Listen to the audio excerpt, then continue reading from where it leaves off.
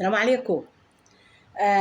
برضه بواجه كلمتين صغننين قد كده للأستاذة سعاد صالح. الأستاذة سعاد صالح المفروض إن هي داعية إسلامية وتعرف كويس قوي، بتتكلم في الفقه لأن دي دراستها. بس هي لما تطلع تقول إن المفروض العريس اللي يتقدم يشوف شعر العروسة ويشوف إيديها ويشوف رجليها. يعني لما يجي عريس يتقدم لبنتي ولا حاجة ولا لا الطرح يا بنت، ما هو لازم يشوف شعرك. شمري كمك، ما هو لازم يتفرج على دراعاتك. شلحي يا بنت الجلابيه شويه، لازم يشوف رجلك. هو ده المفروض، هو ده الدين اللي بيقول لنا كده. طب ما تقولي لي ايه بتقولي الكلام ده عشان ابقى مقتنعه، لان انا بقتنع بكلامك. فانا عايزه ايه تقول لي كده، ايه تقول لي لما يجي حد يشوف بنتي ان انا لازم يشوف الحاجات دي.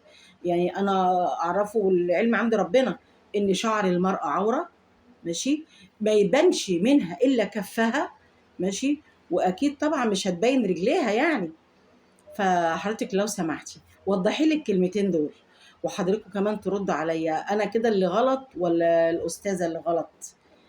سلام عليكم.